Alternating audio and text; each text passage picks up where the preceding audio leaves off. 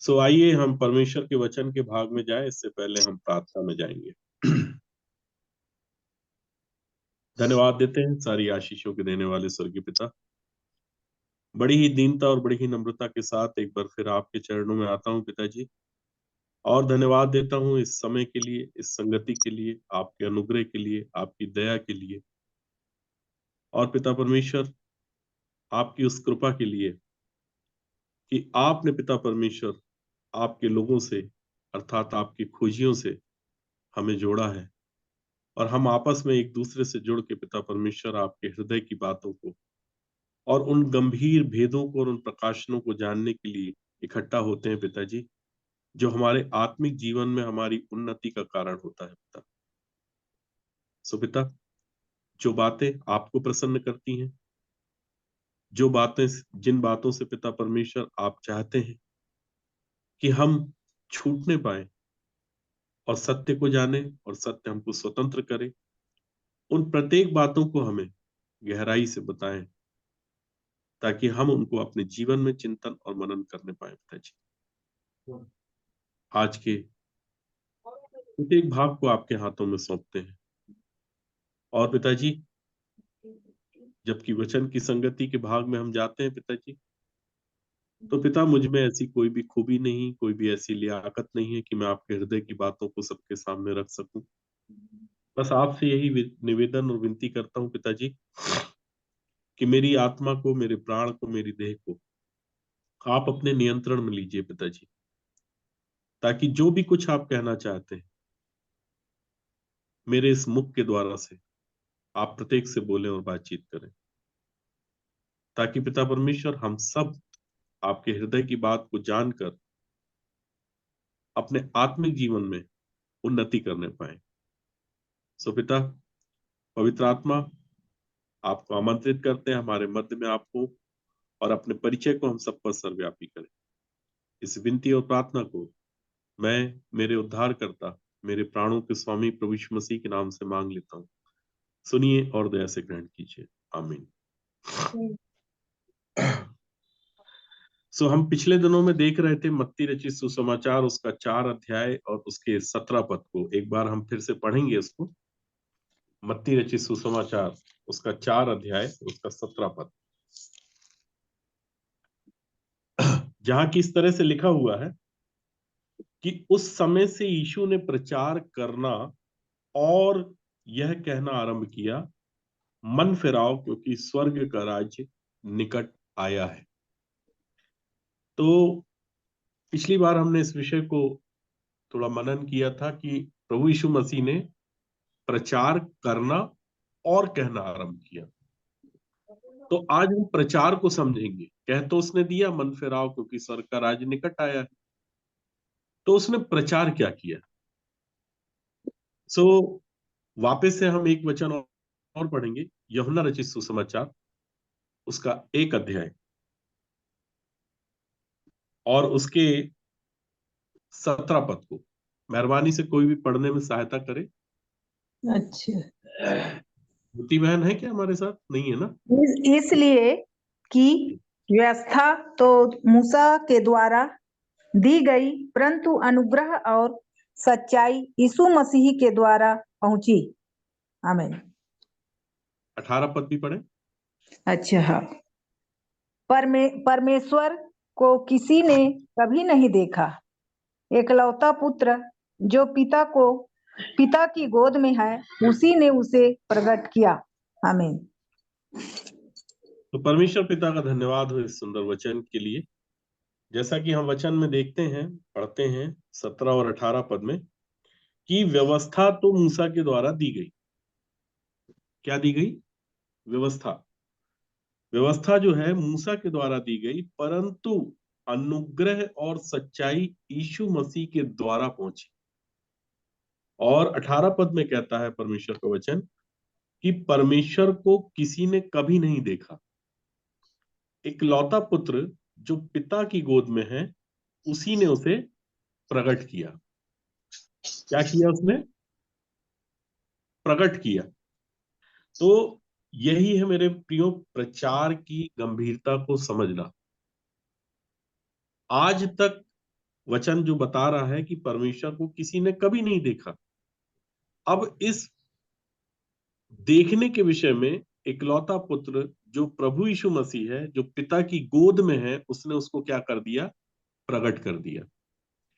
क्योंकि मूसा के विषय में लिखा है, अगर आप पुराने नियम में पढ़ेंगे, निर्गमन में, हमारे साथ आप निकालें निर्गमन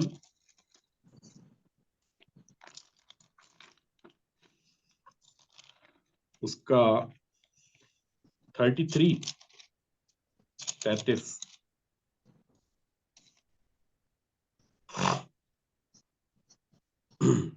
33 अध्याय के 18 पद से पढ़ें। उसने कहा, मुझे अपना तेज दिखा दे।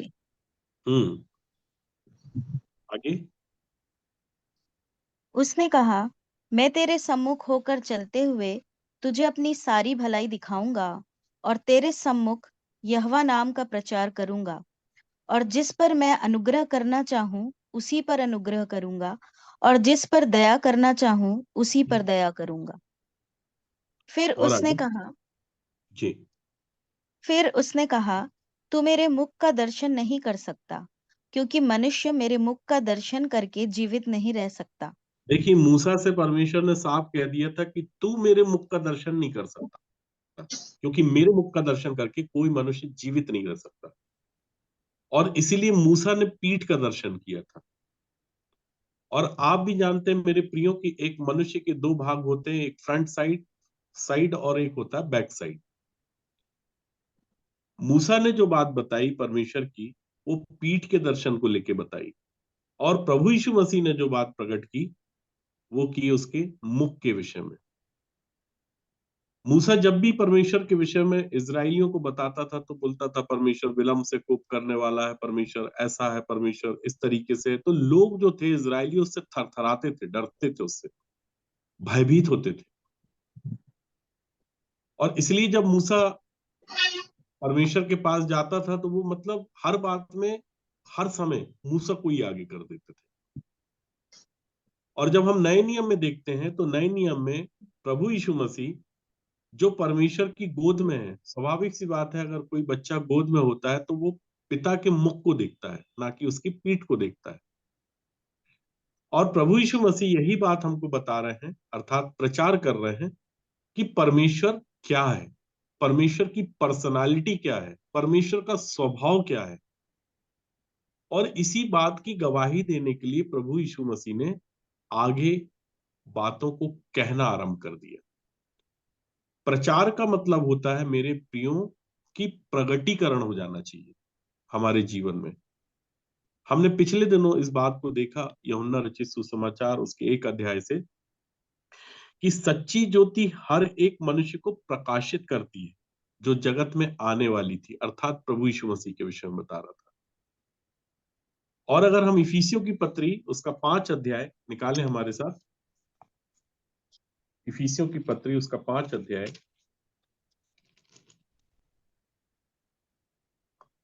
और उसके 11 पद से पढ़ें।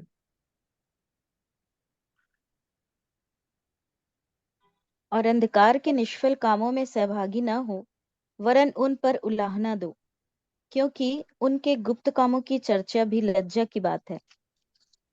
पर जितने कामों पर उलाहना दिया जाता है वे सब ज्योति से प्रकट होते हैं, क्योंकि जो सब कुछ को प्रकट करता है वह ज्योति है। इस देखिए कारण यहाँ वह पे तेरह कहता पद है, में 13 पद में, बस बहन, 13 पद में जो परमेश्वर का वचन हमें बता रहा है कि जितने कामों पर उलाहना दिया जाता है वे सब कहाँ प्रकट होते हैं, किससे प्रकट होते हैं?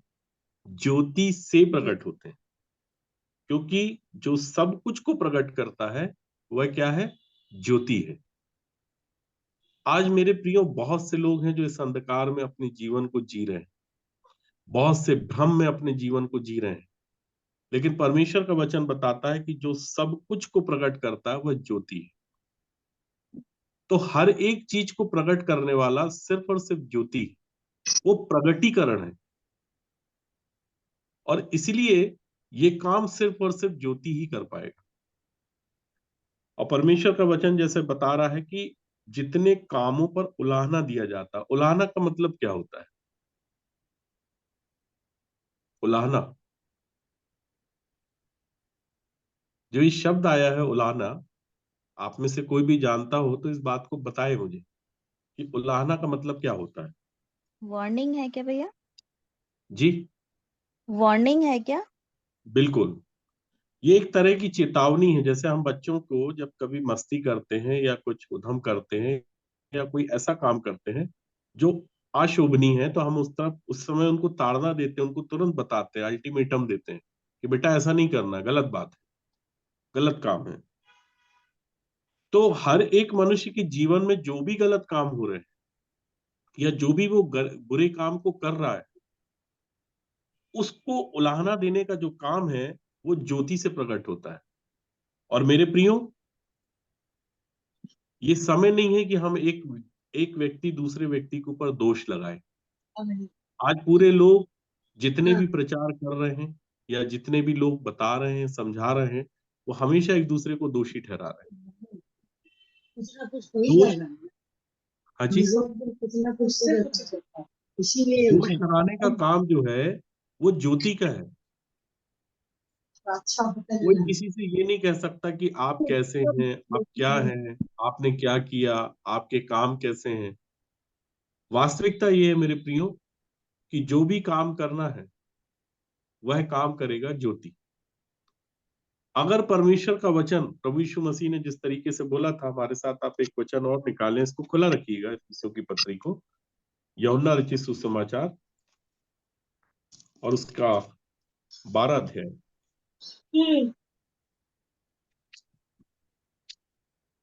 उसका 48 पद पढ़ें, 48। जो मुझे तुच्छ जानता है और मेरी बातें ग्रहण नहीं करता, और उसको दोषी ठहराने वाला तो एक है, अर्थात जो वचन मैंने कहा वही पिछले दिन में उसे दोषी ठहराएगा। देखिए, प्रभु यीशु मसीह ने भी कह दिया था कि मैं कौन होता हूं भाई तुमको दोषी ठहराने वाला, मैं कोई नहीं होता तुमको दोषी ठहराने वाला। लेकिन दोषी ठहराने वाला जो है वो है वचन। और अगर एक व्यक्ति वचन को ग्रहण करता है मेरे प्रियो, तो उसके जीवन में जो भी अंधकार है, जो छुपा हुआ है, जो अभी प्रकट नहीं हो रहा, वह ज्योति के द्वारा ही प्रकट होगा। क्योंकि वचन ही इस बात को बता रहा है कि जो सब कुछ को प्रकट करता है वह क्या है? ज्योति है। सब कुछ को प्रकट करने वाला ज्योति है। और इसी बात को प्रभु यीशु मसीह ने जब शिष्यों से बातचीत कर रहा था, जब उपदेश दे रहा था, तब उसने ये कहा कि तुम जगत की ज्योति हो, और ज्योति ही अंधकार को प्रकट कर देगी मेरे प्रियो। इसलिए हर एक व्यक्ति की सबसे पहली आवश्यकता है कि वो परमेश्वर के पास आए और प्रभु यीशु मसीह के पास आके उसके जीवन में जो अंधकार हैं, जो छुपे हुए हैं, वह प्रभु यीशु मसीह प्रकट कर देगा। और जब मेरा अंधकार, आपका अंधकार प्रकट हो जाएगा, तो परमेश्वर आपको भी ज्योति बनाएगा। और जब ज्योति बना देगा, तो जितने भी अंधकार, जो भी अंधकार के काम है, उसमें वह ज्योति उसको उलाहना देगा। ठीक है? तब एक व्यक्ति जब ज्योति के निकट आता है, तो उसके काम क्या हो जाते हैं? प्रकट हो जाते हैं। यूहन्ना रचित सुसमाचार 3 अध्याय उसके 20 और 21 पद के अनुसार। क्योंकि जो बुराई करता है वो ज्योति के निकट नहीं आता। क्यों नहीं आता ज्योति के निकट? तो वहां लिखा है कि उसके काम क्या होते हैं? प्रकट हो जाते हैं, क्योंकि ज्योति के पास आके। तो जो बुराई करता है वह ज्योति से क्या रखता है? बैर रखता है, और वो ज्योति के निकट नहीं आता, ऐसा ना हो कि उसके कामों पर दोष लगाया जाए। क्योंकि ज्योति जब भी एक व्यक्ति के ज्योति के पास जब भी एक व्यक्ति आता है, तो ज्योति का काम है कि उसके कामों पे वो दोष लगाता है। कोई सेवक दोष नहीं लगाता, कोई मनुष्य दोष नहीं लगाता। लेकिन अगर परमेश्वर का वचन एक मनुष्य के मुंह से अनुग्रह सहित निकलता है, अनुग्रह रहित नहीं मेरे प्रियो, ये वचन मुख से अनुग्रह सहित निकलना चाहिए। और अनुग्रह सहित वचन जब भी किसी के हृदय के पास जाएगा तो उसको आर पार छेदेगा, गांठ गांठ गूदे गूदे को, ठीक है, आर पार वो छेदता है। और छिदने के बाद ही, जैसे प्रेरितों के पास में जब पतरस ने उपदेश दिया, तो अगर हम प्रेरितों के काम उसका 2 अध्याय उसके 37 पद को पढ़ते हैं तो वहां पे लिखा हुआ है कि जितने भी लोगों ने पतरस के उस उपदेश को सुना तो उनके हृदय छिद गए। और हृदय छिदने के बाद जब वो निरुत्तर हुए तो उन्होंने पतरस और शेष प्रेरितों से पूछा कि अब हम क्या करें, what should I do, I don't know, हम समझ नहीं पा रहे कि हम क्या करें। वो भी आराधना करने के लिए आए थे, वो भी बलिदान चढ़ाने के लिए आए थे, वो सब कुछ क्रियाकलाप करने के लिए आए थे जो एक मनुष्य करता है। लेकिन इतना सब कुछ होने और करने के बाद भी जब परमेश्वर के जन ने खड़ा होकर प्रचार करना आरंभ किया, अर्थात प्रगटीकरण किया, पौलुस भी इसी बात को कह रहा था कि हम सर्वदा जीते जी यीशु की मृत्यु को अपनी देह में लिए फिरते हैं। अगर यीशु की मृत्यु मेरी और आपकी देह में नहीं है तो मेरे प्रियो, ये जीवन किसी के ऊपर भी प्रभाव नहीं डाल पाएगा, क्योंकि मृत्यु तो मेरे ऊपर प्रभाव डालती है, लेकिन कहता है जीवन तुम्हारे ऊपर प्रभाव डालता है। सो मेरे प्रियो, हम इन बातों की गहराई को, इस डेप्थ को जानने और समझने पाए कि हमें, अर्थात हम सबको ज्योति बनने की आवश्यकता है। अगर हम ज्योति बने तो बहुत से लोग हैं जो आज भी परमेश्वर को ढूंढ रहे हैं, बहुत से लोग हैं जो आज भी निराश हो रहे हैं, उन सबके लिए हम आदर्श बनेंगे। जैसे आप एक वचन पढ़े हमारे साथ, तीमुथियुस की पत्री। जब तीमुथियुस को पौलुस ने पत्र लिखा तो पौलुस ने तीमुथियुस को कुछ कहा था। पहला तीमुथियुस हमारे साथ आप निकालें,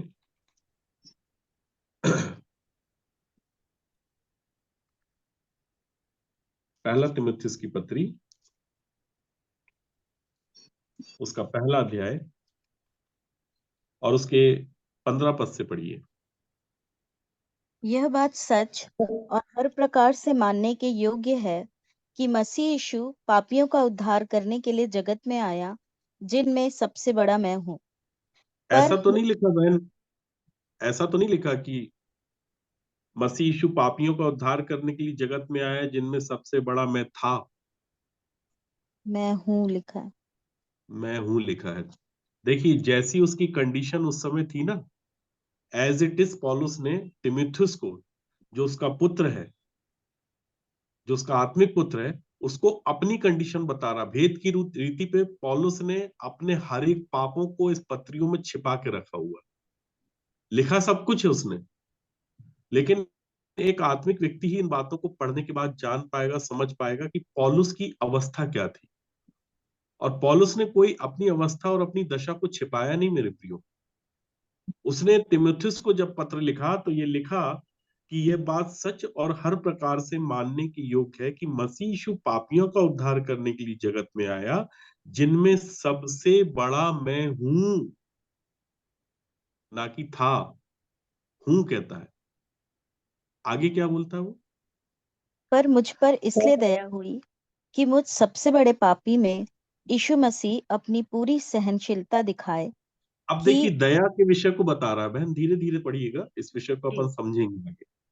वो कह रहा है कि मुझ पर परमेश्वर ने इसलिए दया की, मुझ सबसे बड़े पापी पे परमेश्वर ने इसलिए दया की कि मुझ सबसे बड़े पापी में यीशु मसीह अपनी पूरी सहनशीलता को दिखाए।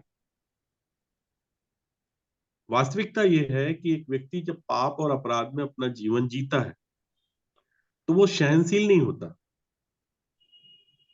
आज एक शारीरिक मनुष्य की अगर बातचीत की जाए या शारीरिक मनुष्य के विषय में बात की जाए तो शारीरिक मनुष्य ये कहता है कि हम नहीं सहेंगे चाहे कुछ हो जाए। होता है कि नहीं? आप लोग एग्रीड करते हैं इस बात से? जी, अच्छा, एक प्रश्न मैं आपसे पूछना चाहूंगा कि सबसे ज्यादा मनुष्य को दुख किस बात से होता है?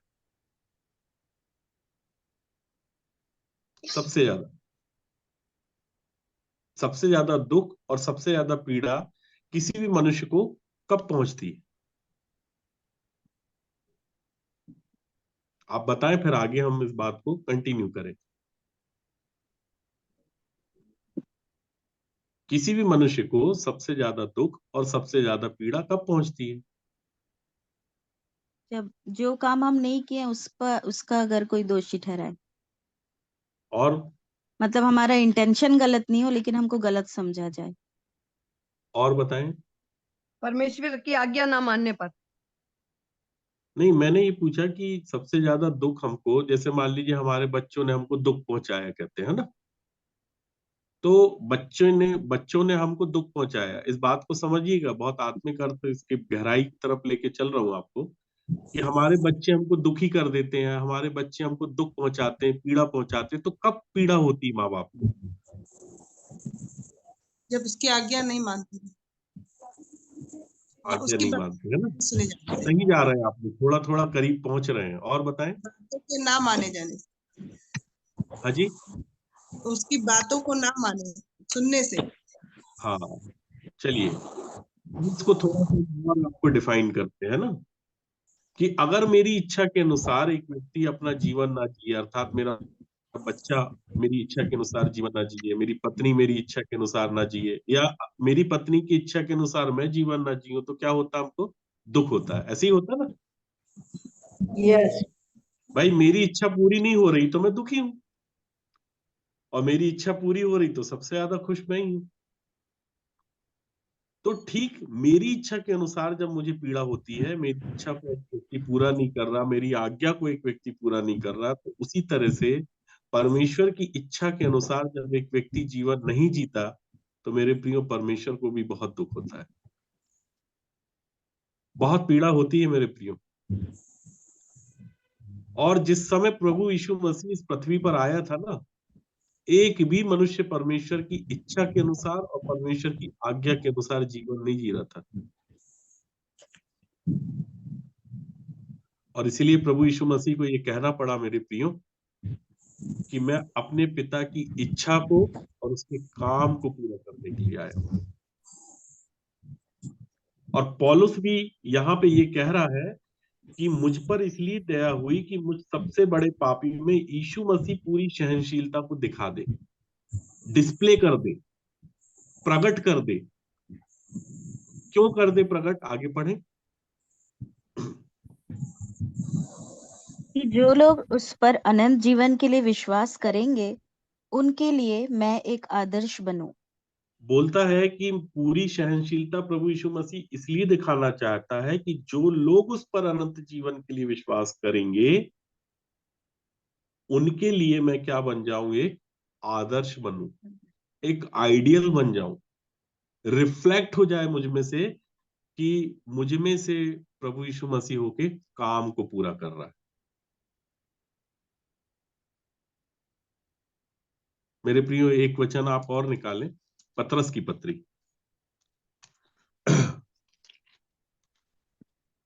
पतरस की पत्री,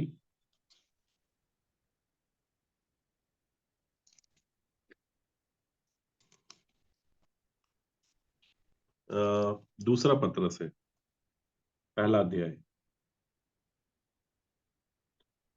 और उसके 16 पद से पढ़िए। क्योंकि जब हमने तुम्हें अपने प्रभु यीशु मसीह की सामर्थ का और आगमन का समाचार दिया था, तो वह चतुराई से गढ़ी हुई कहानियों का अनुकरण नहीं था, वरन हमने आप ही उसके प्रताप को देखा था। ये पतरस समझा रहा है कि जब हमने अपने प्रभु यीशु मसीह की सामर्थ का और आगमन का समाचार अर्थात सुसमाचार दिया था, तो वह चतुराई से गढ़ी हुई कहानियों का अनुकरण नहीं था, वरन हमने आप ही उसके प्रताप को क्या किया था? देखा था। हम आई विटनेस हैं उसके, कह रहा। आगे पढ़िए मैं। कि उसने परमेश्वर पिता से आदर और महिमा पाई, जब हम प्रतापमय महिमा में से यह वाणी आई कि यह मेरा प्रिय पुत्र है जिससे मैं प्रसन्न हूँ। बताइए गवाही क्या होती है? आज सब लोग बोलते हैं, पूरा विश्व बोलता है कि हम गवाही दे रहे हैं, गवाही दे रहे हैं, गवाही दे रहे हैं। गवाही तो ये होती है ना बहन, कि मेरे और आपके लिए, अगर हमारे इन चुनिंदा लोगों के लिए जो प्रतिदिन संगति कर रहे हैं, अगर परमेश्वर छाती ठोक के ये बात बोल देना कि ये मेरा प्रिय पुत्र है जिससे मैं प्रसन्न हूं, ये मेरा प्रिय पुत्र है, ये मेरा प्रिय पुत्र है, ये मेरा प्रिय पुत्र है, तो वो जो सृष्टि बड़ी आशा भरी दृष्टि से परमेश्वर के प्रकट होने की बाट जो रही ना, वो पूरी हो जाएगी। मल्टीप्लाई हो जाएंगे ये सारे नंबर्स। क्योंकि प्रेरितों के विषय में, प्रेरितों के काम में ये लिखा गया है कि जिन्होंने जगत को उल्टा पुल्टा कर दिया, वो लोग आए हैं। लोग उनके बारे में ऐसा कुछ कहते थे मेरे प्रियो। पलटने की ताकत है प्रेरितों में, भविष्यद्वक्ताओं में, लेकिन उनमें है जो परमेश्वर की ओर से ठहराए गए, जिनको परमेश्वर ने चुना है, जिन्हें परमेश्वर ने बुलाया है। वो अपनी इच्छा से नहीं, परमेश्वर की इच्छा से आए हैं। आगे पढ़िए बहन। कि उसने परमेश्वर पिता से आदर और महिमा पाई, जब उस प्रताप में महिमा में से यह वाणी आई कि यह मेरा प्रिय पुत्र है जिससे मैं प्रसन्न हूँ। और जब हम उसके साथ पवित्र पहाड़ पर थे, तो स्वर्ग से यही वाणी आते सुनी। आगे आगे बढ़। हाँ।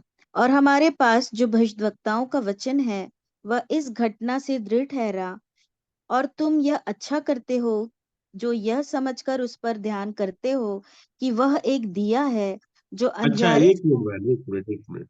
अब परमेश्वर का वचन ये कहता है कि तुम ये अच्छा करते हो जो ये समझकर उस पर ध्यान करते हो कि वह एक दिया है। तो दिया कौन है? किसको दिया बोल रहा है यहाँ पे?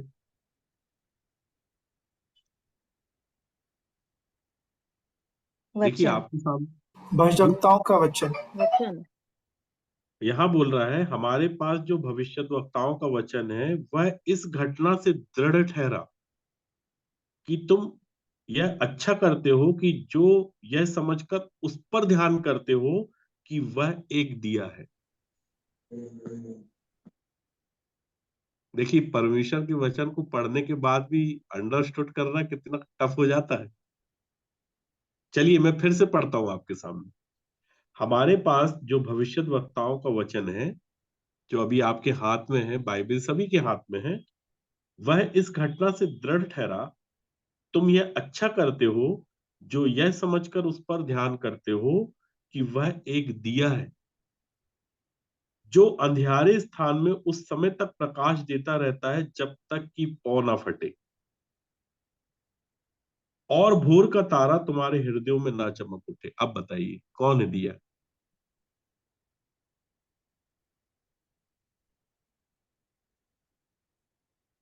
आया समझ में किसी को? प्रभु यीशु मसीह।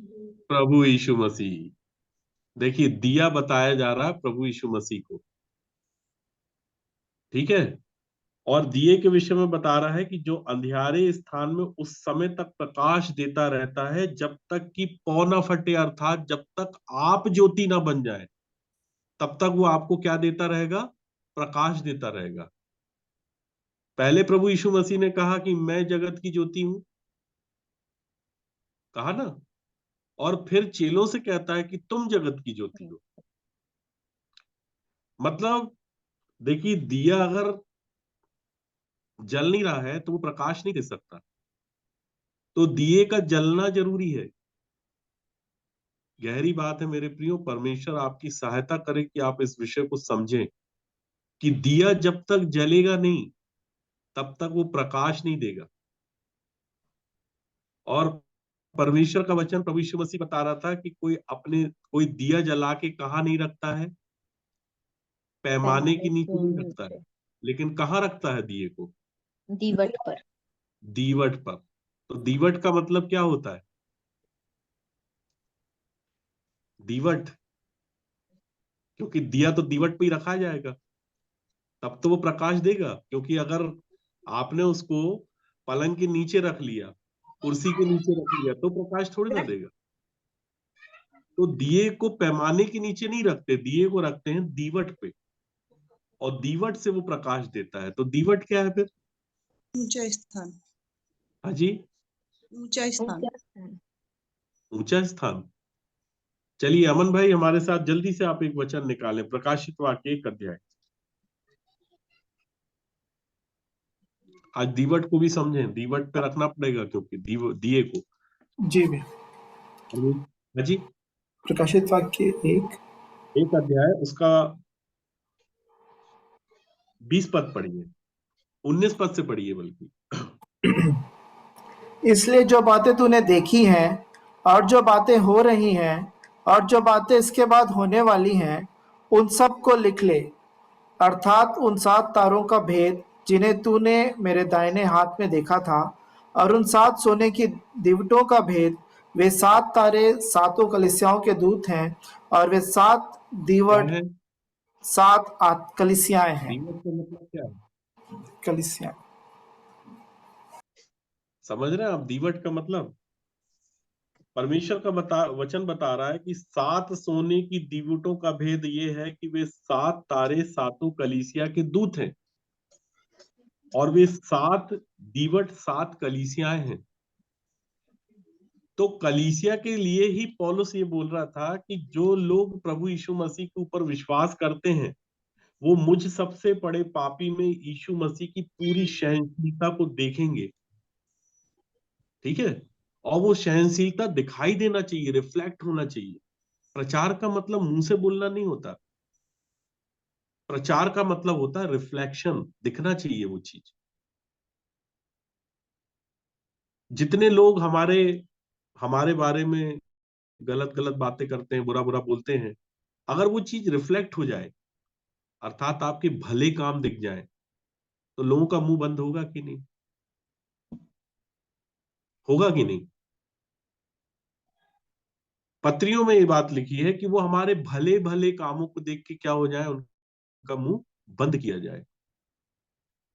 अगर ज्योति है, अगर आप लाइट बन गए, आप शाइन होने लगे, आप चमकने लगे, तो परमेश्वर का वचन कहता है कि जो नगर पहाड़ पर बसा है, उसको छिपा पाएगा क्या कोई?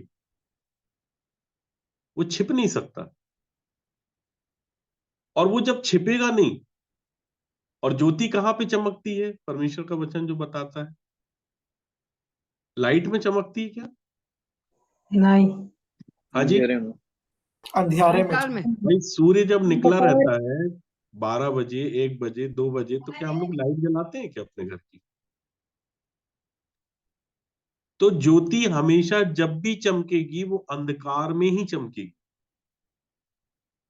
ज्योति को परमेश्वर जहां भी भेजेगा वो अंधकार में ही भेजेगा, अंधेरे में भेजेगा। और एक लाइट काफी है पूरे अंधकार के लिए। एक कमरे में कितना भी अंधेरा है, अगर वहां लाइट जलाएंगे तो क्या झाड़ू पंजा लेके भगाना पड़ता है क्या अंधेरे को? हट भाग भाग इधर से, ऐसा कुछ करना पड़ता है? भाई आप स्विच ऑन कर दो, लाइट जलेगी, अंधेरा गायब। और परमेश्वर का वचन ये बता रहा है हमें कि वो जो है वो दिया है, ठीक है, और वो हमको तब तक प्रकाश देता रहता है जब तक कि पौ ना फट जाए। परमेश्वर का वचन ये बता रहा है कि पौ जब तक नहीं फटेगी तब तक वो हमको क्या दे रहा है? प्रकाश देता रहता है। वो चाहता है कि तुम भी प्रकाशित हो जाओ, तुम भी ज्योति बन जाओ। और भोर का तारा जो है अर्थात स्वयं प्रभु यीशु मसीह, वो कहां पे चमकेगा? हमारे हृदयों में चमकना चाहिए। अगर ये नहीं चमका मेरे प्रियो, तो कभी भी रिफ्लेक्ट नहीं हो पाएंगे, ज्योति नहीं बन पाएंगे। और परमेश्वर चाहता है कि हम ज्योति बने।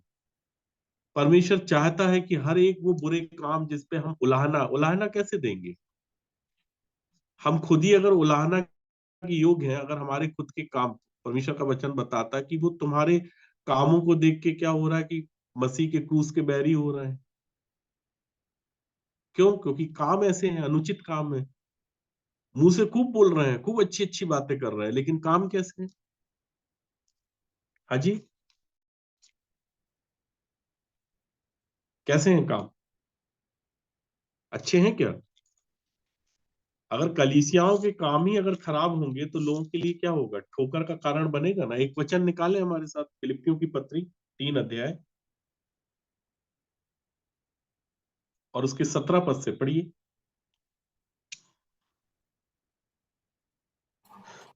हे भाइयों, तुम सब मिलकर मेरी सी चाल चलो और उन्हें पहचान रखो जो इस रीति पर चलते हैं जिसका उदाहरण तुम हम में पाते हो। देखिए पौलुस ने बार बार इस बात की विनती की है। पहला कुरिन्थियों उसका 11 अध्याय उसके पहले पद में भी पढ़ते हैं तो पौलुस यही बात कहता है कि तुम मेरी सी चाल चलो। क्यों चलो? क्योंकि मैं मसीह की सी चाल चलता हूं। अगर तुमको तुम्हारे सामने कोई नहीं दिखता तो एक आदर्श जो तुम्हारे सामने खड़ा है, तो कहने का मतलब ये पौलुस का कि तुम मेरे समान उस काम को कर लो। तुमको अगर कुछ नहीं सूझ रहा है तो जैसा जीवन मेरा देख रहे हो, कम से कम इसी को फॉलो करो, इसी को कॉपी करो। तो वो कह रहा है कि तुम सब मिलकर मेरी सी चाल चलो और उन्हें पहचान रखो जो इस रीति पर चलते हैं, अर्थात मेरी सी चाल चलते हैं, जिसका तो उदाहरण तुम हम में पाते हो। आगे। क्योंकि बहुत से ऐसी चाल चलते हैं जिनकी चर्चा मैंने तुमसे बार बार की है और अब भी रो रो कर कहता हूँ कि वे अपनी चाल चलन से मसीह के क्रूस के बैरी हैं। देखिए बहुत से लोग मसीह के क्रूस के भी बैरी हैं। तो बहुत से लोग ऐसी भी चाल चल रहे हैं जिससे क्या हो रहा है, वो मसीह के क्रूस के बैरी हैं। अब वो क्या है कंडीशन उनके साथ में, 19 पद से पढ़िए। उनका अंत विनाश है, उनका उनका अंत ईश्वर विनाश है, उनका ईश्वर पेट है, उनका ईश्वर पेट है। वे अपनी लज्जा की बातों पर घमंड करते हैं वे और अपनी लज्जा की बातों पे क्या कर रहे हैं? घमंड करते घमंड हैं करते हैं। और पृथ्वी और की वस्तुओं पर मन लगाए रहते हैं। उनका मन पृथ्वी की वस्तुओं पे लगा हुआ है। अब ऐसा व्यक्ति कुलुस्सियों एक उसके एक 3 अध्याय उसके एक पद के अनुसार कैसे जीवन जी पाएगा? क्योंकि वो व्यक्ति मरा ही नहीं है, तो उसका स्वर्गीय वस्तु की तरफ तो ध्यान कभी जाएगा ही नहीं। क्योंकि कुलुस्सी अगर उसका 3 अध्याय उसका एक पद पढ़ते तो वो क्या बोलता है वहां पे कि अतः जब तुम मसीह के साथ जिलाए गए तो स्वर्गीय वस्तुओं की खोज में रहो। तो जिलाया जाना तो मेरे प्रियो बाद में होगा। पहले क्या होगा? एक व्यक्ति को मरना होगा। जब तक एक व्यक्ति मरेगा नहीं तब तक जिलाया कैसे जाएगा? और अगर हम ईमानदारी से मरे हैं तो ईमानदारी से जी भी जाएंगे, क्योंकि जिलाना तो परमेश्वर के हाथ में है। मरना जो है वो मेरे हाथ में है, क्योंकि मैं अगर पाप के लिए, पाप की लालसाओं अभिलाषाओं के लिए मरने के लिए तैयार नहीं, तो ये डिसीजन तो मेरा है ना। आज बहुत से लोग बपतिस्मा ले लेते हैं, लेकिन बपतिस्मा लेने का डिसीजन तो उस व्यक्ति का होता है, क्योंकि बपतिस्मा देने का विषय नहीं, लेने का विषय है। इसकी गंभीरता को आपने पढ़ा भी, समझा भी, कुछ शेखर भैया ने इसको डिस्क्राइब भी किया। तो मतलब ये एक डिसीजन है, तब तो है। लेने की बात आ रही है कि मैं क्या इसको लूं। अब लेना है तो आप लो, नहीं लेना है तो मत लो। मैंने आशीष और शाप दोनों को तुम्हारे सामने रख लिया, और मैं क्या चाहता हूं कि तुम किसको ले लो। याद आ रहा मेरे प्रियो ये सारे वचन? तो प्रचार का मतलब होता है डिस्प्ले हो जाना, ज्योति दिखना चाहिए, जीवन से दिखना चाहिए। सर के बाल से लेके पैर के तलवे तक हमारा पूरा जीवन जो है वो दिख जाना चाहिए कि क्या मेरे जीवन में सुगंध पाई जाती है, क्या परमेश्वर का एसेंस है मेरे जीवन में। अगर वास्तव में परमेश्वर से मैं लिपटा हूं तो परमेश्वर का एसेंस मेरे जीवन में दिखना चाहिए। एक छोटी सी बात है कि अगर मेरे गले में मोगरे की माला अगर कोई पहना दे, या आपके गले में कोई मोगरे की माला पहना दे और उसको 20 मिनट बाद उतारे, तो क्या उसका एसेंस, उसकी खुशबू आपके कॉलर से, आपकी गर्दन से नहीं आएगी? आएगी ना। परमेश्वर की उपस्थिति में मूसा जब पहाड़ पे जाता था और जब लौटता था तो उसके चेहरे से किरणें फूटती थी, किरणें।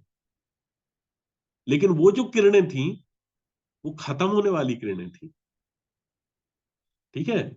वो कम होने वाली किरणें थी, उनका प्रकाश कम होने वाला था। लेकिन आत्मा के विषय में बताया कि जब एक व्यक्ति आत्मा के साथ होता है तो वो किरणें क्या होती हैं? और ज्यादा प्रज्वलित होती जाती है। अगर आज आपको 10 वाट का बल्ब बनाए ना, तो कल आप 20 वाट का होगे, 30 वाट का होगे, 40 वाट का होगे, 50 का, 60 का, 70 का। और वो शाइनिंग होगी ना, कि एक व्यक्ति जब आपके साथ और हमारे साथ उठना बैठना चालू करेगा, तो वो शाइन को, उस प्रगटीकरण को अपने जीवन में महसूस करेगा, उस एसेंस को महसूस करेगा। जैसा पौलुस भी इस विषय को बता रहा था, समझा रहा था। हमारे साथ आप एक वचन निकालिए, कुरिन्थियों की पत्री,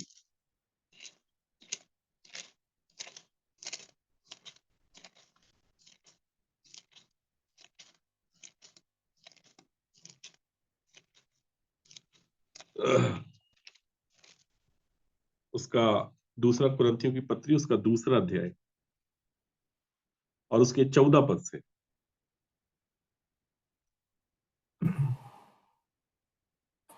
परंतु परमेश्वर का धन्यवाद हो, जो मसीह में सदा हमको जय के उत्सव में लिए फिरता है और अपने ज्ञान की सुगंध हमारे द्वारा हर जगह फैलाता है। कैसे फैलाता है वो? परमेश्वर का बोलता है पौलुस, धन्यवाद हो कि जो मसीह में सदा हमको जय के उत्सव में लिए फिरता है। ये उत्सव कैसा है? जय का, पराजय का नहीं है। और जब जय के उत्सव में परमेश्वर लेके फिरता है ना, तो अपने ज्ञान की सुगंध हमारे द्वारा हर जगह फैलाता है। अगर परमेश्वर ने मुझको और आपको ज्योति बनाया, तो निश्चित रूप से मान लीजिए मेरे प्रियो, कि अगर जैसे हम अय्यूब उसका 28 अध्याय उसके 28 पद को पढ़ते हैं, तो ज्ञान बुद्धि समझ इसके विषय में बताता है। क्या बताता है? जल्दी से पढ़ लें, इसको खुला रखिएगा। दूसरा कुरिन्थियों 2 अध्याय के 14 पद को खुला रखिएगा, जल्दी से आप निकालें अय्यूब उसका 28 अध्याय और उसके 28 पद को पढ़िएगा। तब तब उसने मनुष्य से कहा, देख, प्रभु का भय मानना यही बुद्धि है और बुराई से दूर रहना यही समझ है। देखिए क्या बता रहा है, कि उसने मनुष्य से कहा कि देख, प्रभु का भय मानना यही बुद्धि है। मतलब बुद्धि का जो आरंभीकरण होगा, वो प्रभु का भय मानने से होगा, कि परमेश्वर इन इन चीजों से अप्रसन्न होता है, चिढ़ता है, उसको ये बातें पसंद नहीं है। तो वो चीजें हमारे जीवन में नहीं पाई जाएंगी। अर्थात हम आज्ञाकारिता के जीवन में जीवन जीना चालू करेंगे, अर्थात परमेश्वर की इच्छा को पूरा करेंगे। क्योंकि अगर परमेश्वर की इच्छा पूरी नहीं हुई, तो मेरी इच्छा से कोई लेना देना नहीं।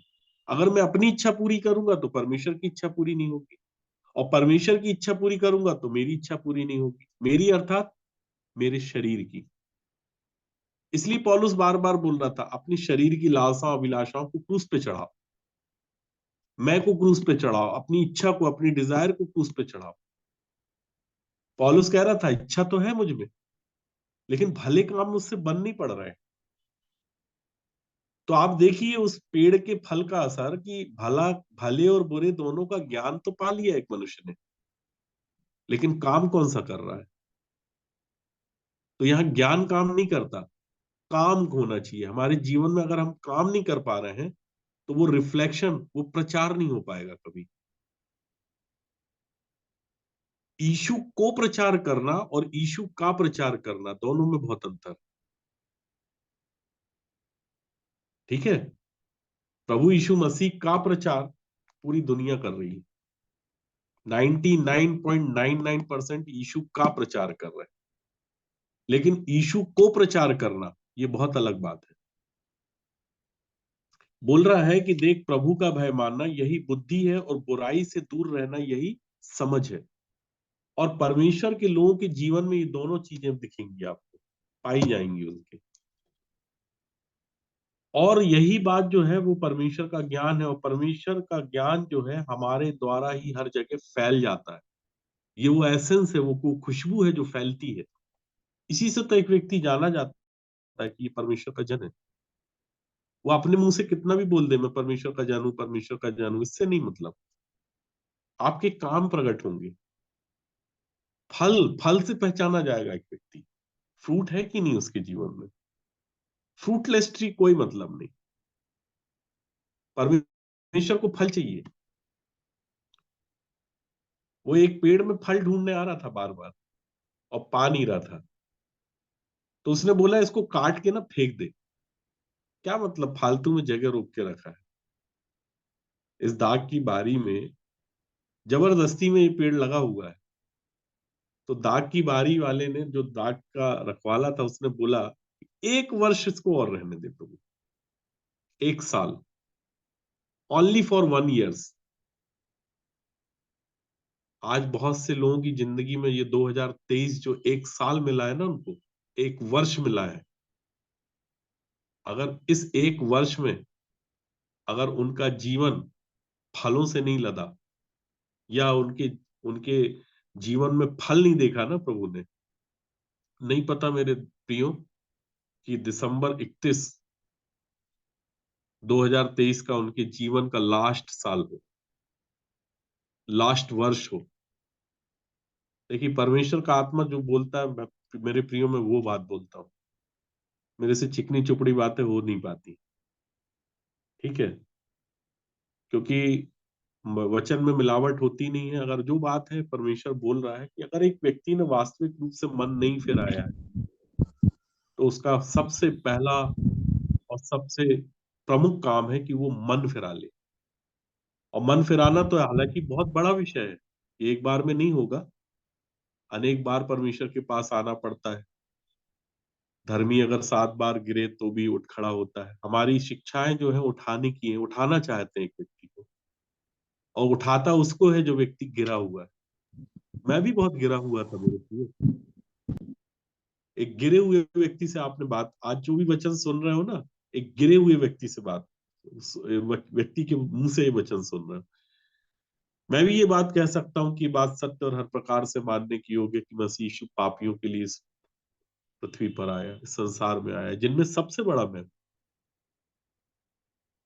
था, नहीं हूं।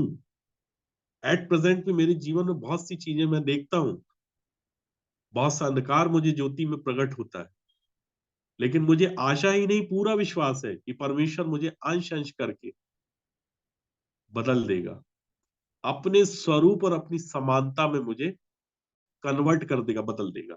मेरी इस दीनहीन देह को अपनी सामर्थ के द्वारा बदल देगा। और इसलिए मैं चल रहा हूं मेरे प्रियो। और जहां से मैं छूटा हूं, मैं चाहता हूं हर एक मनुष्य वहां से छूटने पाए, और ज्योति के द्वारा जो अंधकार में चमकती है, उस अंधकार को, उस डार्कनेस को अपने जीवन में जानने और समझने पाए।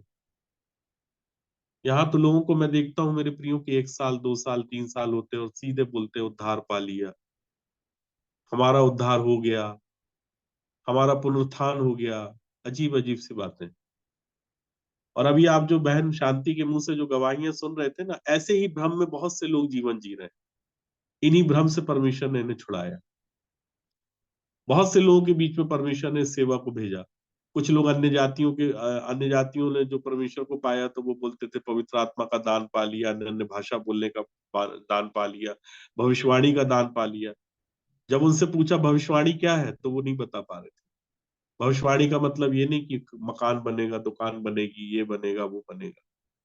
परमेश्वर के वचन के अनुसार हमको एक एक चीज को टैली करना है कि परमेश्वर किसको भविष्यवाणी कहता है, मनुष्य किसको कहता है। सो जल्दी से एक वचन और जल्दी से पढ़ लें आप, 2 कुरिन्थियों 2 अध्याय जो हम पढ़ रहे थे 14 पद से। परंतु परमेश्वर का धन्यवाद हो, जो मसीह में सदा हमको जय के उत्सव में लिए फिरता है और अपने ज्ञान की सुगंध हमारे द्वारा हर जगह फैलाता है। क्योंकि हम परमेश्वर के निकट उद्धार पाने वालों और नाश होने वालों दोनों के लिए मसीह की सुगंध हैं। कुछ के लिए तो मरने के निमित्त मृत्यु की गंध, और कितनों के लिए जीवन के निमित्त जीवन की सुगंध। भला इन बातों के योग्य कौन है? क्योंकि हम उन बहुतों के समान नहीं जो परमेश्वर के वचन में मिलावट करते हैं, परंतु मन की सच्चाई से और परमेश्वर की ओर से परमेश्वर को उपस्थित जानकर मसीह में बोलते हैं।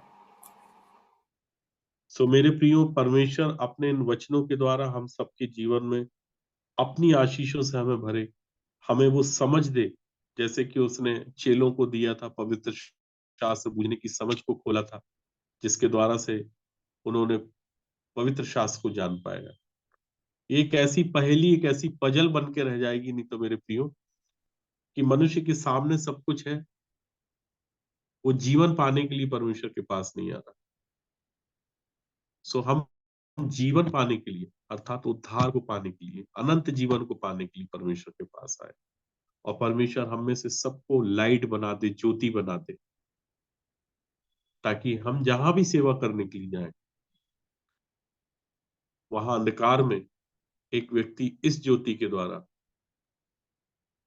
अपने उस प्रकाश में अपने उस स्वाभाविक स्वरूप का दर्शन करने पाए, जिसके द्वारा उसे ये बात पता चले कि मेरा स्वभाव कैसा है, मैं हूं कैसा।